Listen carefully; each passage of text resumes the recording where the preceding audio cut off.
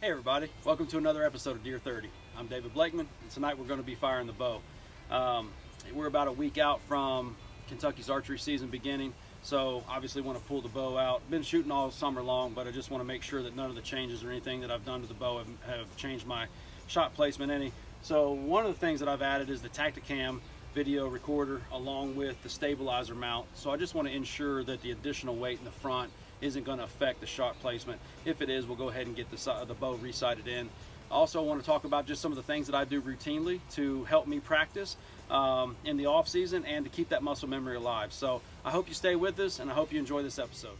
So in today's episode, there's going to be a lot of information that's not really geared towards the avid bow hunter or the more advanced bow hunter. So you could probably go ahead and skip forward. But it is geared towards the more novice bow hunters or the hunter that is looking to extend their overall hunting season by getting into archery. I'm hoping that through some of the things that I've learned through trial and error, that I might be able to pass on a tidbit of information that might help you become more successful in the field this season.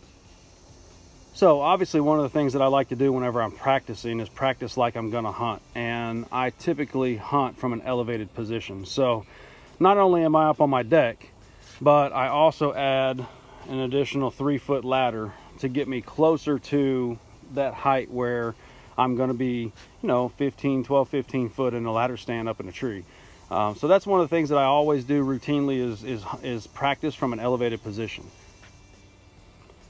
So this is an awesome little gadget that I picked up. It's basically a telescope for your cell phone. And basically all you do is just mount your cell phone here and point it.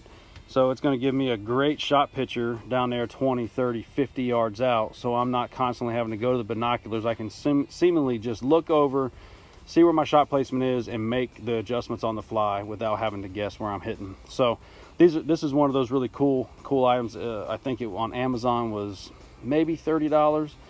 It came with this and the mount for the cell phone. So cool little thing there. Just picked up a little tripod there, another 20 bucks, throw it on there. Next thing is just your tackle box so that you have everything that you need while you're sighting in your bow.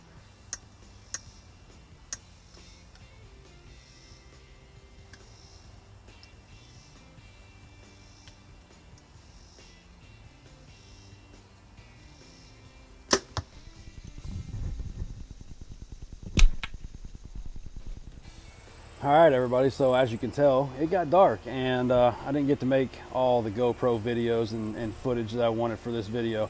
So I guess I'll conclude today talking about, the best piece of advice I can give anybody, and that's just simply to practice. It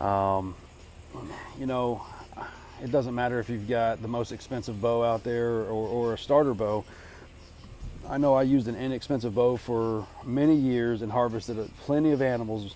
So you don't have to go out right off the bat and buy the most expensive piece of equipment you can buy. It's not going to make you a better archer. Practice is what's going to make you a better archer. So that's the best advice I can give you, is get something you're comfortable with and practice as much as possible. A lot of people say don't grip the bow. I personally like to grip my bow, not to the point where I'm jerking on release, but I do like to wrap my fingers around. I feel more comfortable and confident in my shot, and 9 out of 10 times my arrow is going to find its mark because of the amount of time I practice. So best piece of advice I can give you, practice as much as possible, and as always, wake up and hunt.